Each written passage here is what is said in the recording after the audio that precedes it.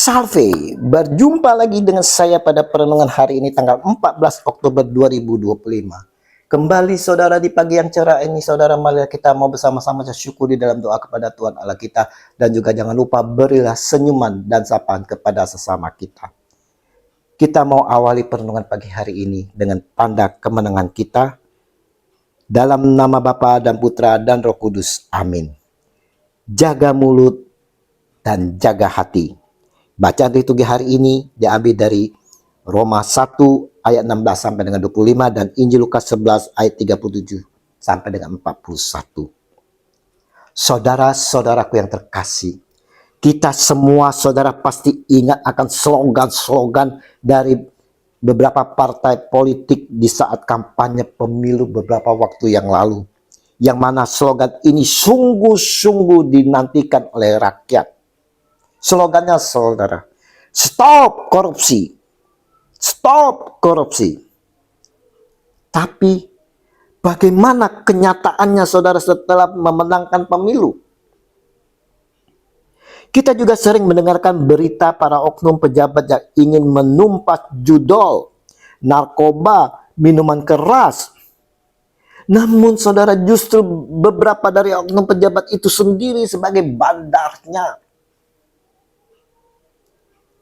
Beberapa waktu lalu kita juga mendapat berita seorang hamba Tuhan yang begitu dikagumi oleh semua jemaatnya. Khotbahnya selalu tentang kerukunan rumah tangga. Apa yang disampaikannya begitu manis sekali. Dan orang terkagum-kagum.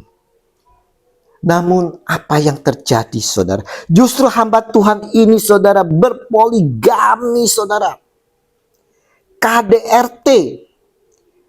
Dan menipu jemaatnya tentang keuangan. Semua cerita di atas merupakan kehidupan manusia yang penuh kemunafikan, kepura-puraan, penuh topeng. Kehidupan yang penuh kemunafikan inilah saudara yang dikecam oleh Yesus pada Injil hari ini. Hanya karena Tuhan Yesus saat diundang makan oleh orang Farisi dan melihat sang guru kita tidak mencuci tangan sebelum makan.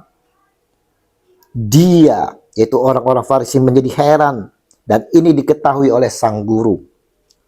Tuhan berkata kepadanya, "Kamu orang-orang Farisi, kamu membersihkan bagian luar dari cawan dan pinggan, tetapi bagian dalammu penuh rampasan dan kejahatan. Hai orang-orang yang bodoh, bukankah dia yang menjadikan bagian luar, dia juga yang menjadikan bagian dalam? Akan tetapi, berikanlah isinya sebagai sedekah, dan sesungguhnya semuanya akan menjadi bersih bagimu." Lukas 11 ayat 39 sampai dengan 41. Saudaraku, kecaman ini, kritikan ini juga tertuju kepada kita yang hidupnya penuh kemunafikan, penuh kepura-puraan, penuh topeng. Kecaman kritikan Tuhan Yesus terhadap orang Farisi karena kemunafikannya saudara, di mana mereka fokus pada ritual dan aturan lahiriah seperti mencuci tangan. Tetapi saudara mengabaikan kondisi hati dan batin mereka yang penuh keserakahan dan kejahatan. Apa yang dapat kita petik dari kecaman Tuhan Yesus hari ini? Saudara, Regi hari ini saudara mau mengingatkan kepada kita semua sebagai pengikut-pengikut Kristus saudara. Di mana pertama pentingnya tentang menjaga kekudusan hati dan pikiran daripada hanya fokus pada penampilan luar. Seperti yang ditunjukkan Yesus kepada orang Farisi. Yesus mengecam mereka yang membersihkan cawan dan pinggan luar tetapi bagian dalam diri mereka penuh kejahatan, dan menyarankan agar kebersihan batin didapat melalui perbuatan kasih, sedekah, sehingga keseluruhan diri menjadi bersih. Yang kedua saudara, Yesus menekankan bahwa dialah yang menciptakan bagian luar, dia juga yang menciptakan bagian dalam. Maka kebersihan sejati harus dimulai dari hati dan pikiran saudara. bukan sekedar penampilan luar. Dan Yesus memberi solusi tentang perbuatan kasih, yaitu sedekah. Yesus memberi solusi untuk membersihkan bagian dalam, saudara. Bagian dalam dengan memberikan isi cawat dan pinggan kepada orang miskin. Kita sedekahkan, saudara, maka semuanya akan menjadi bersih.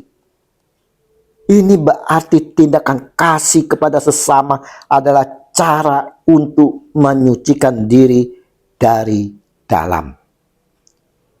Diingatkan oleh Tuhan kita Yesus Kristus, kekudusan sejati bukan hanya soal ketaatan lahiriah, saudara, tetapi harus terpancar dalam tindakan nyata sehari-hari. Hati yang bersih akan melahirkan perilaku yang tulus, jujur, dan baik kepada orang lain. Mari saudara-saudaraku yang terkasih, sebagai pengikut Kristus perlunya kita, saudara, selalu jaga hati dan jaga mulut, saudara. Untuk itulah kita perlu, saudara, mengoreksi diri kita. Perlu terus-menerus memeriksa diri agar tidak menjadi munafik, melakukan ritual atau aturan hanya untuk dipuji, tetapi hati dipenuhi hal-hal negatif. Kita harus fokus, saudara, pada hati kita, saudara. Jadikan hati dan pikiran sebagai tempat tinggal Allah dengan terus-menerus menjaganya tetap bersih dan tulus. Dan kita perlu tindakan kasih. Alih-alih hanya pamer penampilan saleh, lakukan tindakan nyata yang membawa kebaikan bagi sesama, saudara, yang akan membuat diri kita bersih secara keseluruhan. Ingat, sebagai pengikut Kristus harus dapat menghidupi apa yang dikatakan dan mengatakan apa yang dihidupi. Mari, saudara, kita mau selalu menjaga hati dan menjaga mulut kita.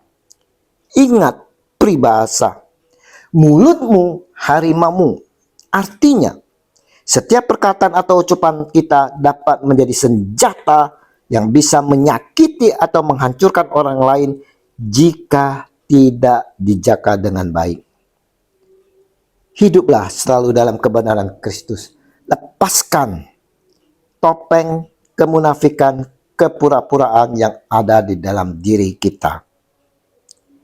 Tuhan Yesus, kami menyadari sering hidup dalam kepura-puraan, penuh kemunafikan, penuh topeng. Ampunilah kami, dan biarlah Roh Kudus boleh senantiasa membimbing dan menuntun kami, agar kami dimampukan untuk hidup dalam kebenaran Engkau, Tuhan kami, Yesus Kristus. Amin. Dalam nama Bapa dan Putra dan Roh Kudus. Amin. Shalom Aleihim.